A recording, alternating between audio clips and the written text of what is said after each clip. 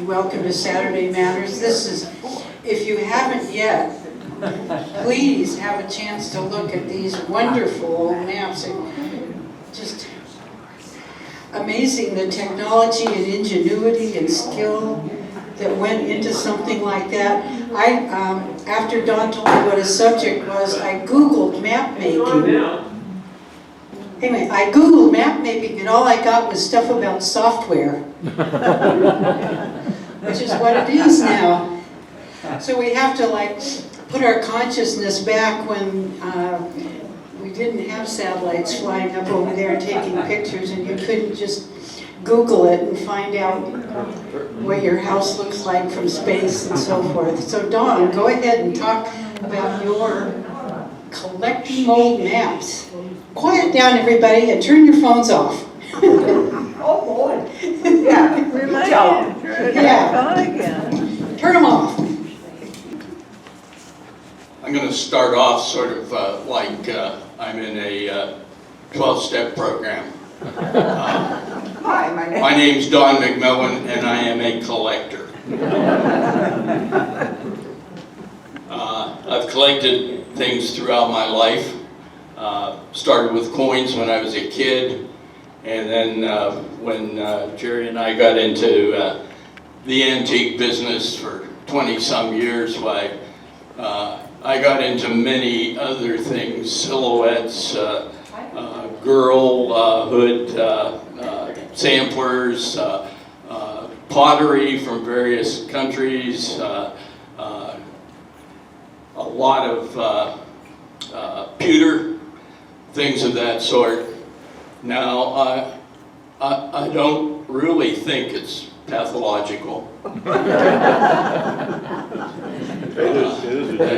At any rate, I try to control it.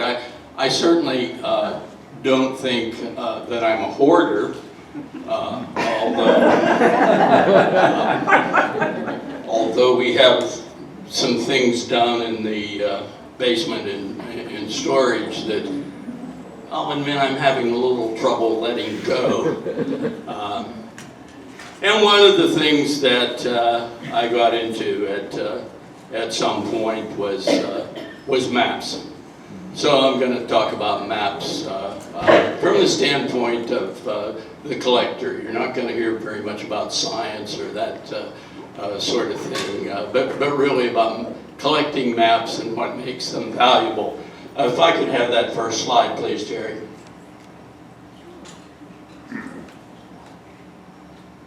Maps, paper maps, I think are pretty much on the way out now. You know, there was a time 20, 30 years ago when if we were going to go on a vacation to an area where we'd never been, we'd go to AAA and have them make us a map book, and we'd follow that map book to where we were going. But now we have GPS, we have phones, we have computers. The need for that is pretty well gone. So maps are becoming more of a collector's item than something that's terribly useful. So I'm going to talk about maps from the collector's viewpoint. Now, maps, of course, were originally to help get from one place to another, but there's a lot more to them. They show you the development of geographical knowledge as the years pass and we learn more and more detail about things.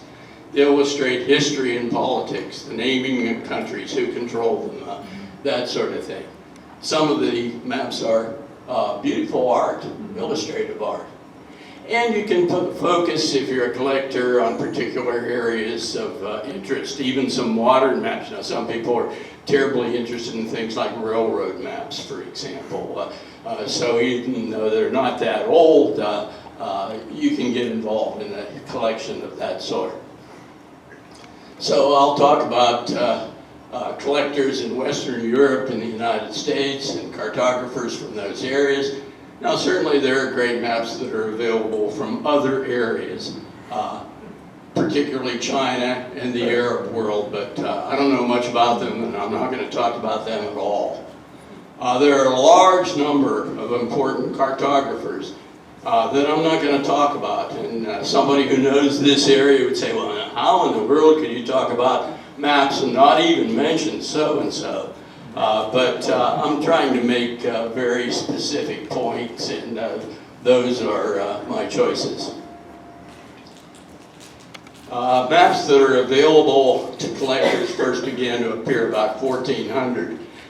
If you want things before 1400, you're going to be competing with the Vatican and places like that. And if you have the budget to do that, feel free. But I certainly didn't.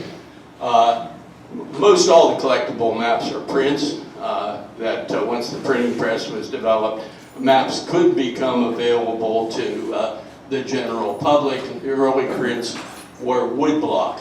But most of the woodblock prints are beyond the budget of most people.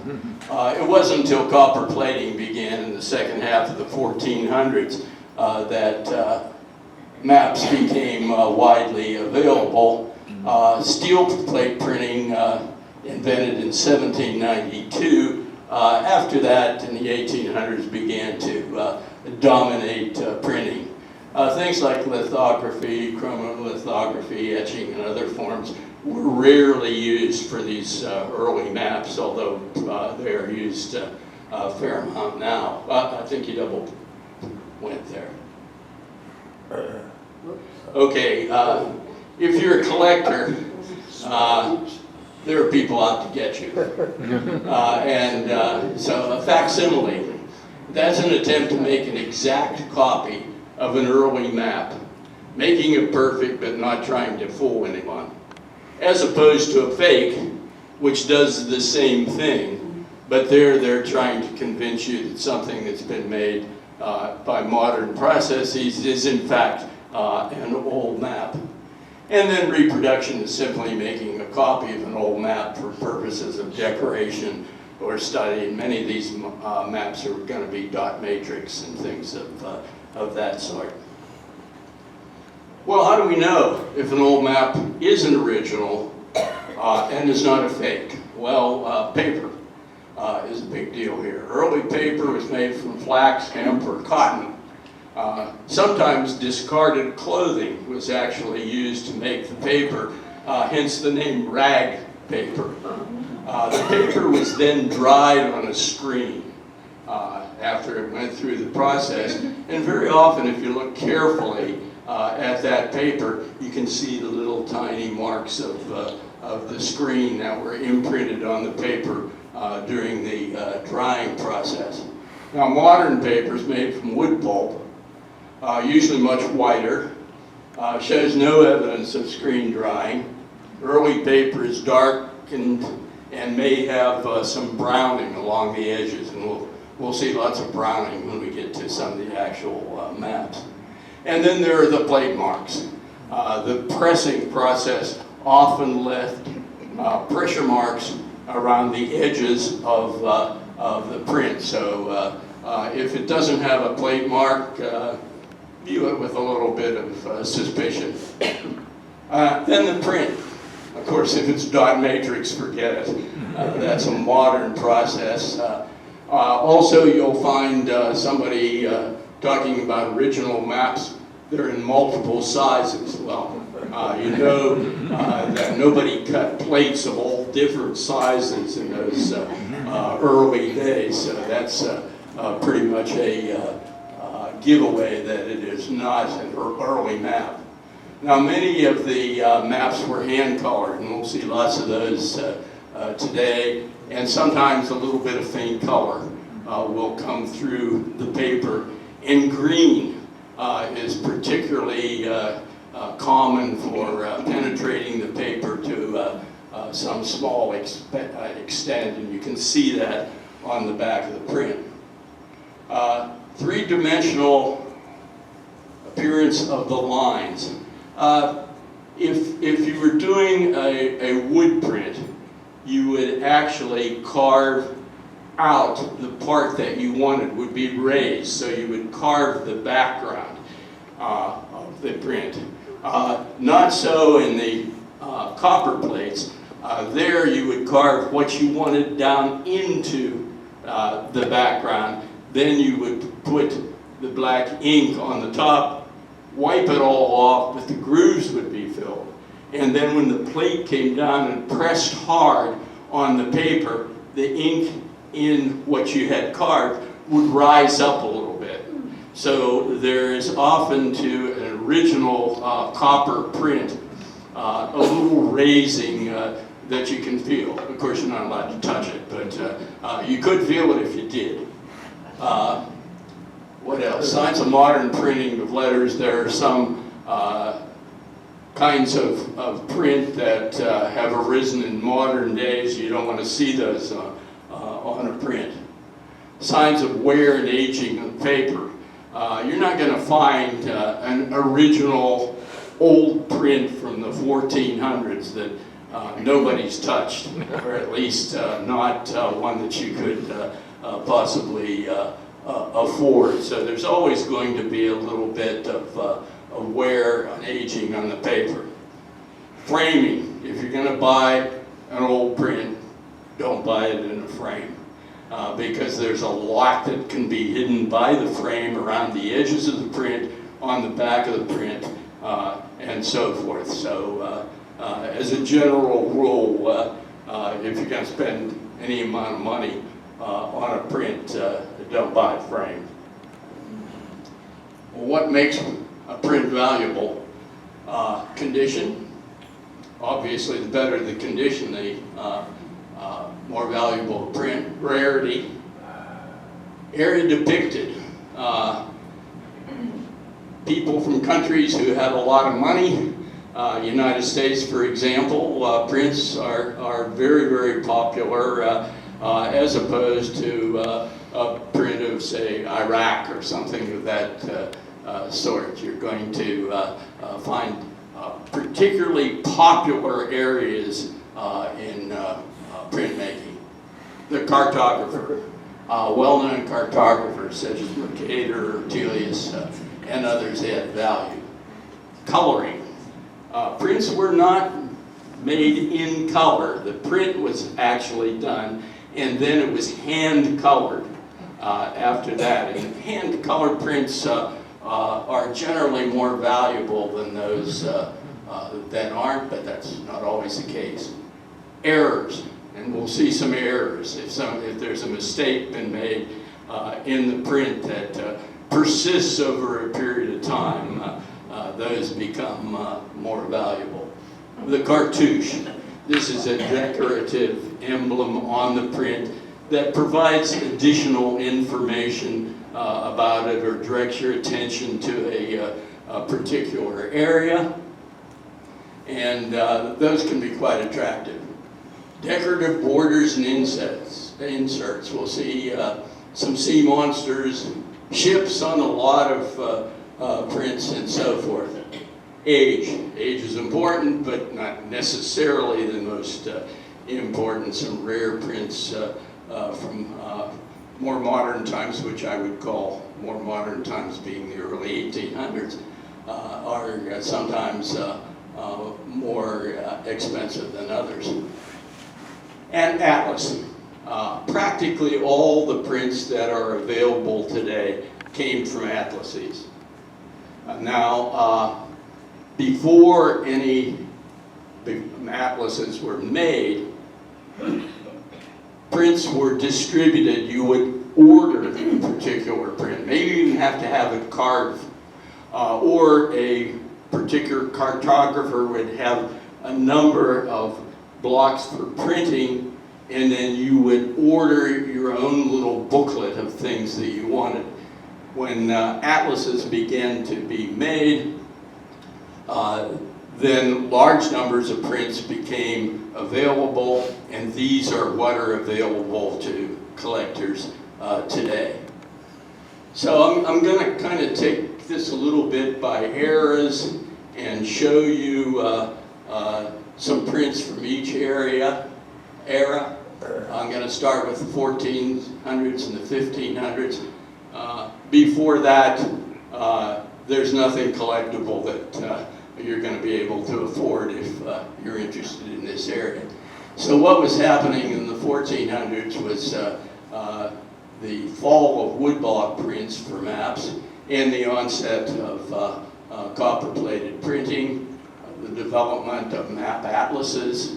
Of course, the discovery of the New World occurred right at about the turn of the century. And so this was an object of great curiosity to everyone. The defining of prints of North and South America began to occur at that time. Hand-colored prints, I say they started late in the 1500s. Of course, there were some before that, but it became routine to do this on copper-plated prints.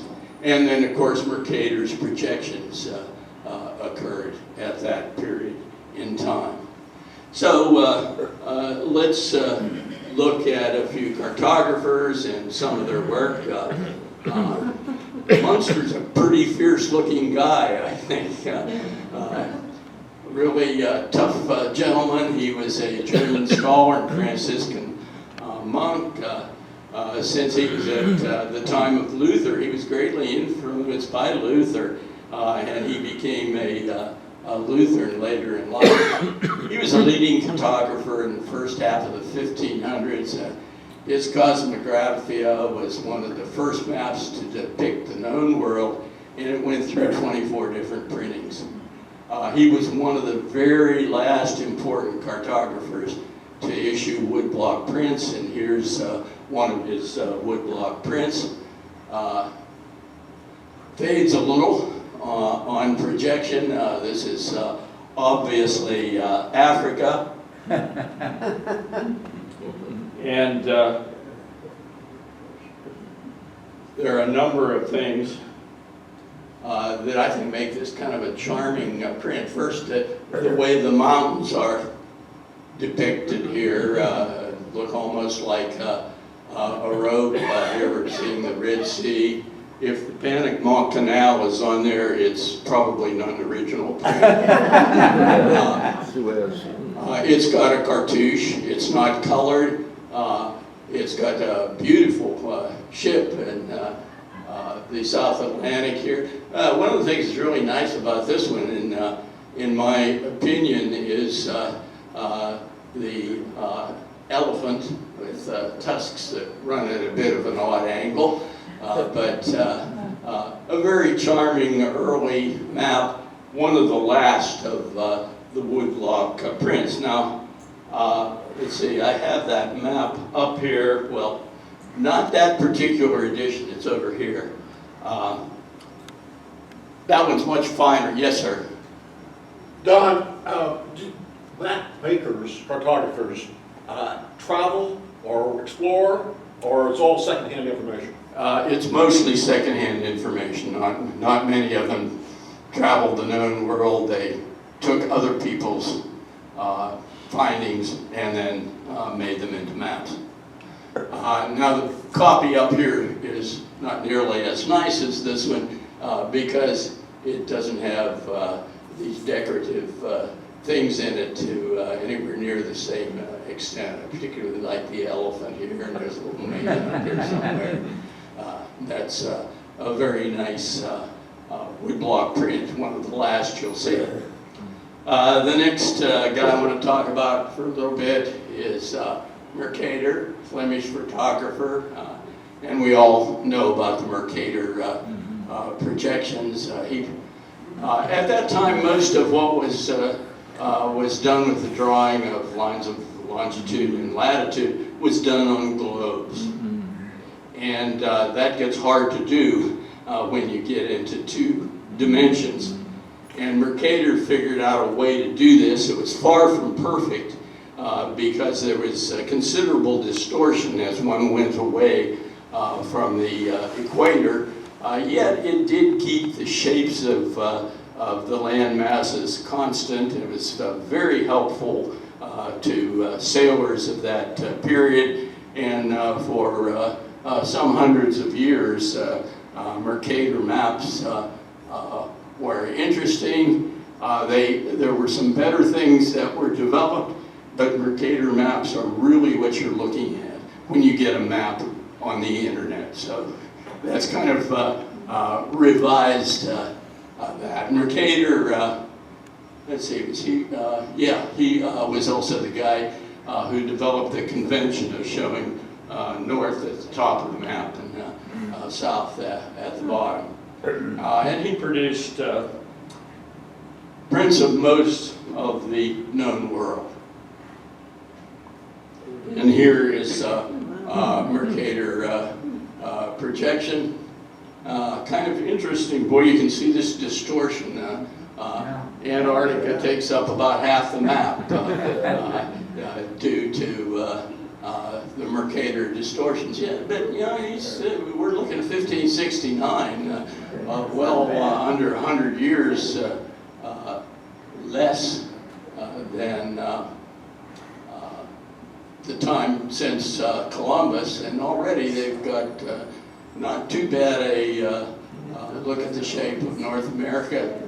South America is a little funny, but you can see also the Mercator lines. Next slide, please. Leaving Mercator, Abraham Ortelius is one of my favorites. He was born in Antwerp, Belgium, engraver, colorist, and publisher. And he is generally giving credit for publishing the first atlas in 1570. And it could be ordered and bound for individual users. Before his death in 1598, a total of 25 different volumes were published, and additional volumes were published after he died. So Mercator's in great demand, but there's also a pretty good supply because so many different volumes were published and continued to be published after his death. He created an atlas of maps with uniform size, arranged by continents and regions, with descriptions on the reverse of every map. And here's an Ortelius map, 1579 of Asia. You can see they've got India pretty well nicely marked. A very nice cartouche, very little known about the South Pacific area at that time. There is an Ortelius up here of Morocco. I have no idea from which issue it came. Next one, please. And here's Ortelius again of the Western Hemisphere. I think this is a particularly nice map. It's got a very fine cartouche, and colored, general shape of the United States. South America looks a little more like a lump of coal than the current continent. But this particular map has some very nice sailing vessels, and down here a sea monster or perhaps a whale. Just a very attractive map of the New World from an early edition of the Theatrum. So let's pop ahead to the 1600s. Focus on the details of the New World, especially North America. Virtually all map printers are now using copper printing. Hand coloring of prints has become very common, and one of the things that was done was society ladies were hired to get together and color in those maps, so it became useful to the company publishing the maps, a little bit of extra money for the ladies, and also an opportunity for them to get together. Explosion of cartographers and increased map availability at a falling cost. So let's look at a few maps from that period. Nicholas Sanson, 1600 to 1667.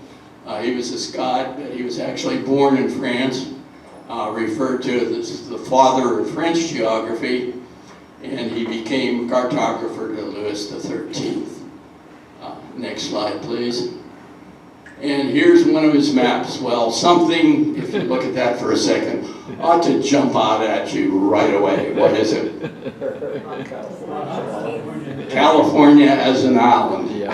Now, I have not been able to track down who made this mistake, but many cartographers reproduced it over the years. And when you talk about a mistake, earlier maps had it as a peninsula, or had it as a peninsula, sure, had it as a part of the mainland.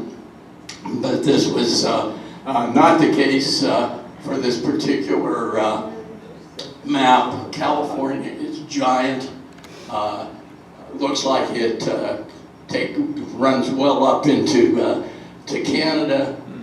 New Mexico's up there too, kind of parallel to Canada. Pretty accurate down in this area. But there are quite a few cartographers who copied this mistake and kept it going for several hundred years. And there is a copy up here of an actual map from the period showing California as an island. John Oglesby, 1600 to 1676, another Scottish translator, actor, cartographer who had his shop in London. And in 1675, he published the Britannica Atlas, and many would say this is maybe one of the first road maps, particularly one that was rather accurate with scaling, showing 1 inch to the mile on the maps, and numerous details of sizes and characteristics of English towns. Next slide, please. So here is something I haven't been telling you. Go back to an earlier map. Keep going back. Okay. On a lot of these, you'll see this figure up here. Now, where did that come from? The first value is, if known, that's the year that it was published. That's a cost. Somebody is trying to sell that particular map for $7,000. I forgot to do that, so why don't you go back through one or two more. You see this particular Ortelius, I don't know which of his editions this was from, but the asking price was $7,000 for that particular map. Now, that's an asking price. You can ask any darn thing you want. I know that is an antique dealer that I'll get to you in just a second. You can ask anything you want. Whether you're going to get it or not is another question. But this is just to give you some idea about what these maps are being sold for. Yeah. What date is on the price? Pardon? What date is that price? That was taken in the last month. Go back a couple more, because I totally forgot that. The Ortelius here, I don't know which issue it was from. I found several of these, and they were from $1,800 to $3,300 a month. Keep going back. Mercator's World Map, again, I don't know which edition it's from, but the asking price is $7,000. These are today's prices? These are today's prices taken in the last month from somebody trying to sell the map. How did they know Antarctica even existed? At that time, in the 16th century, nobody'd ever seen Antarctica. That I don't know. I don't know where they got their information, other than on that previous question that obviously they didn't go down there themselves No, nobody did. and look at the coast, and of course they knew very little about out here. Maybe some ships had sailed past, but they're just guessing on a lot of this. And back, there should be one more. This one is from 1560 edition, $1,900. And there's no North Pole on any of those. No North Pole, but there is some Arctic representation in a small way. So let's go forward There was a again. big continent in the south, but it's Australia. Okay, Go ahead and see back to that. Oglesby and one more. And this will show his atlas. Well, I don't know how many editions there were of the atlas. And an atlas, of course, is full of maps. And I know what some individual ones cost because actually I had an Oglesby that I sold at the Arkansas Antique Dealers Association show in the 1990s. I think I got about $200 for it. Made a little bit of money, I don't know how much. Go one more because this is another an Oglesby map that gives us a little more detail. This is from the 1675 edition. It was being advertised for $325. So here's London, and you can see the Thames. Here goes the route. The map is read like so. At least you wouldn't get it all messed up and trying to fold it all back together the way we used to do with the road maps, where we'd always get them upside down and crinkled in the wrong places. Pretty interesting map, I think, really. A wonderful cartouche showing a lot of stock animals, directional indications so that you can tell which direction you're going with respect to north and south, and then lots of information on the back of the map. Next one, please. William Blau. When Mercator died, Blau became the top dog for releasing atlases in his day, following, of course, Artelius as well. He published the new atlas, a 6-volume atlas containing the most up-to-date maps of the world. And after he died, one of his sons published a 12-volume Atlas Major that was much more expansive, and it was the most expensive book sold during the 17th century. Next slide, please. And here it is. Kind of a tour de force. Here we see the world. Here's an attractive cartouche. All sorts of debris floating in the ocean here, ships mostly. And of particular interest is the border. I can't remember all the stuff that was on the border, so I have a little cheat sheet here. The cartouche. The inside of the cartouche says the center of North America is taken up by a large oval, well, it doesn't say that. It says, America first discovered in AD 1492 by Christopher Columbus in the name of the King of Castile and given the name Aramigo Vespucci in 1497. Now, then looking around the outside, I need a third hand here. Well, I think you can probably follow my verbal directions there. Blau's world map is framed on all sides by decorative borders. Along the top are allegorical representations of the sun, moon, and the known 5 planets of the time, Mercury, Venus, Mars, Jupiter, and Saturn. Now, if you look at those, they're allegorical. I'm not really sure that how you can tell which is which.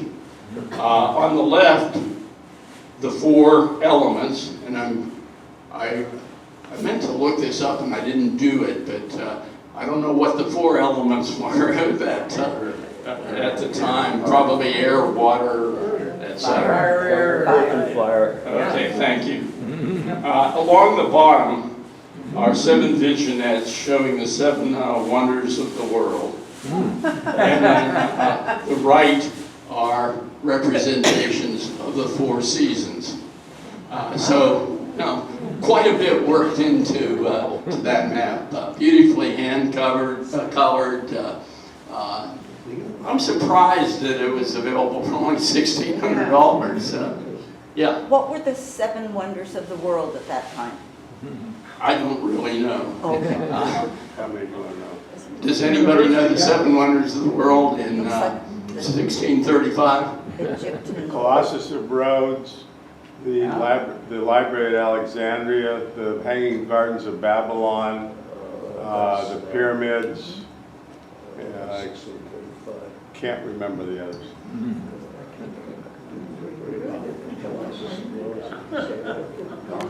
Yeah. Do you have any idea what kind of projection that is? I mean, I see the South Pole wraps around the continents. Looks like a Mercator. Yeah, it's probably just a Mercator distortion of it. Quite a map. I find it to be a very interesting one. Next slide, please. Okay, 1700 to 1850. Increasing sophistication as advances made in geography. Maps of North America are now in tremendously high demand. Introduction of steel plating of prints occurred in the middle 1850s. Hand coloring of prints decreased in the 1700s and largely disappeared by the 1800s. The reason for that, the invention of lithography allowed coloring to be done in the printing process and ended any need for hand coloring. After the middle 1800s, maps became of less interest to the collector except for special event maps. Civil War maps, railroad maps, special interests. And I know I sound a little snobbish, but for the most part, I wouldn't want to collect anything much after 1850, maybe Civil War. That's okay. Okay, so next guy I want to talk about is Herman Moll. I couldn't find as good an etching of him as I could of most of the others. German-born, famous cartographer in England. The maps were printed separately between 1780 and 1720, and then collected in a bunch of different editions. His World Atlas represents Britain as a strong colonial power with wide-reaching commercial interests, but he was also known to have racial prejudices and kind of some of his maps are interpreted as showing Britain's central role in the transatlantic slave trade. And next slide, please. So here's a Herman Moll map. Well, like his prejudices and or not, you have to admit it's a great map. It's got a little bit of everything in it. It's got California as an island. And now we're 1715. This is a long time for an error like this to continue in some maps. Here you see depictions of indigenous people in the United States on each side of the cartouche. A harbor scene, really a beautiful map. and whoever is selling it thought it was beautiful too, wanting $9,600 for that particular print. Any idea what the subdivisions of North America are? I don't, well, I would guess that that we are looking at the French and Spanish areas in the central and western part. I think in all of these maps, and something I probably should have pointed out, the Pacific Northwest is pretty much completely unknown at this period in time. I was concerned about how much I had to say, and so I've been kind of cutting it. But it looks like he had most of the lakes available. That's probably Superior, and this is Michigan, but I'm not sure what's going on in this particular area. Yeah. Beautiful decorative map, though. Okay, did I get something? Would you go one forward and then maybe one backward? Okay, go backward. We might have skipped one. Huh? Where'd it go? Okay, just go one forward. Because now I'm getting into the late 1700s, and this map caught my eye particularly, and you can see how hard it can be to tell a reproduction from a regular map. This is a very fine-looking map. It's a reproduction available for 94 bucks. The actual maps that were made in the period are quite expensive, but I couldn't find any of them for sale. It's the first map to delineate the full extent of the new United States of America. Now we're getting into the late 1700s, early 1800s period. Next one, please. Don, Yeah. what's the method of reproduction? Well, it depends. Most of them now are photography, and then if you're not trying to deceive anybody, it's probably going to be a dot matrix print. Next slide, please. I don't know whether this is a reproduction or whether it's real, or even for sure who did it. It's supposed to be Boston Harbor with Bunker Hill, Revolutionary War. I couldn't attribute it to anyone. It's got some things that make it look kind of real. There's certainly some browning around the edges. I can't tell in 2 dimensions whether this is a pressing of the paper that's indenting it. But again, this is something where, you know, I wander across this at a flea market or someplace, and you know, is this some kind of a great buy that I can get for practically nothing? Or is this somebody who's going to get me for a little something? But judging these kinds of things, yeah, gee, there's a lot that I kind of like about this, but that I wasn't able to track down.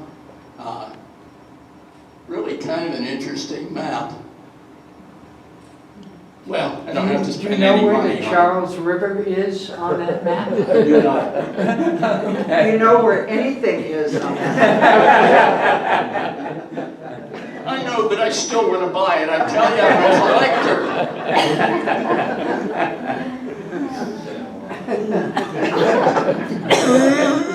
Next one. Okay. Remember. I want to talk about maps after 1850 because even though I'm too snobby to want one after 1850. There's some interesting stuff. And if you want anything about Washington or Seattle after 1850, the story is pretty much forget it. You're not going to be able to find anything. So let's take a look at some of the kinds of things that are more available. This is Bowman's book on Atlanta's march, on his Sherman's march to from Atlanta to the sea, and there's lots of text, but it's also filled with some very nice maps. I found several of these available, ranging in price from about $400 to $600. Well, I wanted to get a little bit into this area, even though it is modern, and I wanted to find some really good maps of Washington that were early, and the same of Seattle, and it's hard. There's just nothing much out there. This is kind of a dual threat map. It has to be a map from a souvenir booklet published for distribution at the Washington State Building at the Columbian Exhibition in 1893 too. And it's a pretty good representation of this particular area. This is what collectors would call a dual threat, because it's both a map and it's a World's Fair item. So this appeals to collectors from two different eras. I was unable to find an original of this map for sale. Reproduction available for $22. And this, I think, has some dates on it. 1877, Washington Territory, and there's a publisher here that I'm having trouble reading, but you can see it on the individual map. Maybe some of you can see it better than I can. Can anybody? No. Well, it's there. So mostly what you're getting of the maps from around here are reproductions, but not always. Here are some originals. This is an 1884 bird's eye map of Seattle that somebody is selling for $90. Probably taken from an airplane, obviously. Back. 1884. So, not an airplane, probably. And here's a local guy who's selling telex map of Seattle 1903 for $41. He's got 9 of them left, so hurry up, folks, before they're all gone. This one was intriguing. This is Rand McNally's street map of the Seattle of 1924. And what really caught my eye on this one, here's Magnolia, right here. And if you look, here are plats for houses all around the bay.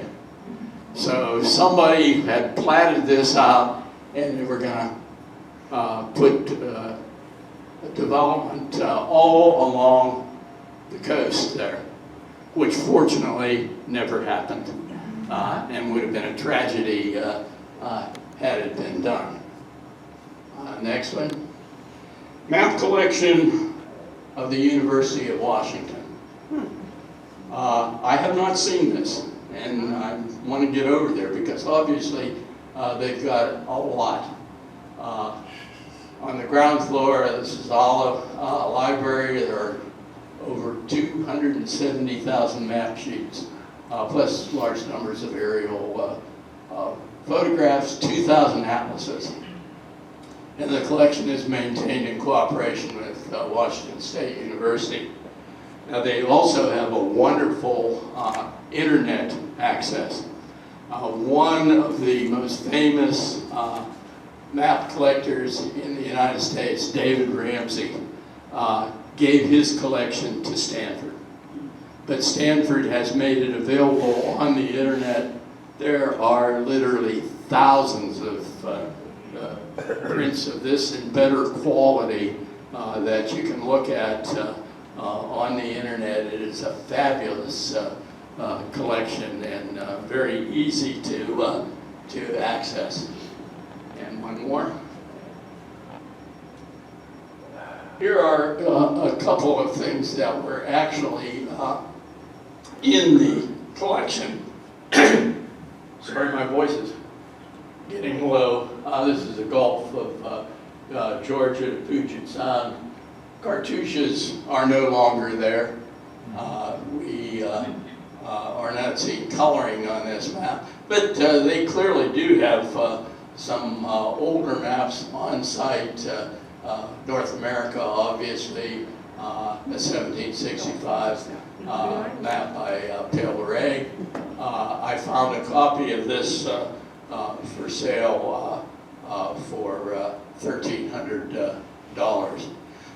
Interesting thing to say about this map, there's obviously a fair amount of damage on the map. Fortunately, it is all confined to the rim. None of it penetrates into the actual area being shown. So this hurts it a bit, but not terribly. So a map, even with some damage, will fall, but not dramatically unless it is actually getting into what is represented on the sheet. Anton, do you want to wet your Oh, thank you. By that time, California was part Right. of the Yeah. North America. It wasn't floating away. Yeah, and it was a good bit of the time, even really early. A lot of those early maps, you will see California still part of the, so there were kind of two parallel things going on there. One that had it as an island, and that was the minority. The rest of them had it correctly, but even very important map makers for hundreds of years had that wrong, and Drake had been around there, and yeah. I don't think anybody had ever gone all the way up the Gulf of California, Sea of Cortez, whatever you want to call it. It's quite reasonable for them to believe it would eventually get to the Pacific Ocean. That's why I think that's... Yeah. California was an It island. would be interesting, and I probably ought to do this, is to really track down and see if we could find out who was the first person that started that, because it lasted for such a long time. To close, here's what's up here. A monster map of Africa, 1560. Claverius map of Europe from the 1700s. Voyages of Captain Cook from 1785. A little Blau map of the Burgundy section of France. Speed's map of the Mediterranean. Ortelius's map of Morocco. And I made this slide before. I pulled the map off the wall to see exactly what issue it was, and I forgot to look this morning, but it's from, it's 1540-ish. Anna Mercator map of Africa, 1660, and obviously this is a print of his map well after his death. These are all up here. I'm going to stick around for a half hour or so, so that anybody who would like to can come up and take a look at these maps. In my opinion, they are all original, but it's possible I might have been fooled by somebody too. So. Yeah.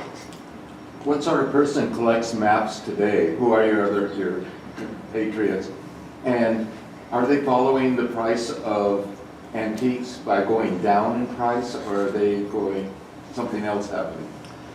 They are going up, but not dramatically. Some of the ones that I sold 15, 20 years ago have maybe gone up by 30, 40%. And that's with a very, very limited selection. So looking at the whole broad swathe of things. Let's thank Don for his presentation.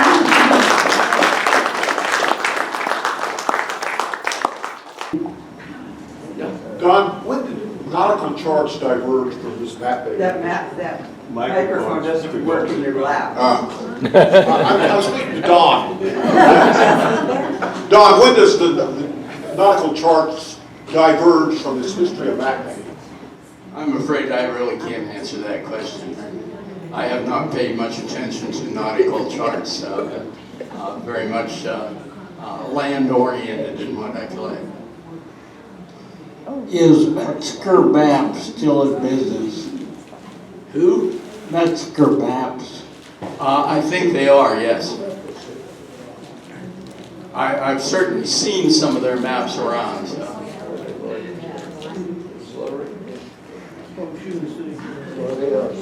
Do you know all the maps that say, "Here be dragons"? I have not seen any of those. I'd love to see it. Of course, seeing the Smithsonian and the Vatican collections, you're going to see everything there. Those are both just unreal in what's there. Don, is there any equivalent to a Mona Lisa of the maps?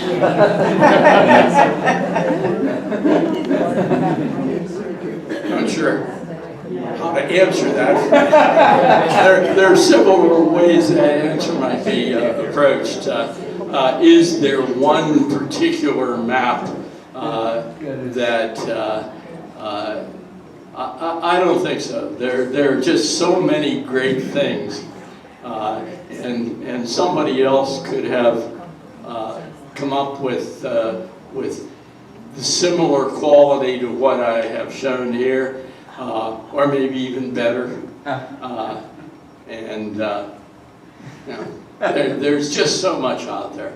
It's amazing that you've got these little 4 year old, 100-year-old pieces of paper that are prints. I mean, they're not original. You're not going to have the only one. If you buy one, there's lots of other people that are going to have them. But here they are, worth a lot of money in today's world. I didn't bring any of those, but I have certainly seen some maps advertised for $30,000, $40,000, $50,000. So you know it goes way up there. But I was kind of focusing on showing what the clientele of this particular place might be able to afford if the rent does not go up the next year. And where would we put them? I'll stick around for a bit and not remove the maps till about 12 o'clock. Well, what you?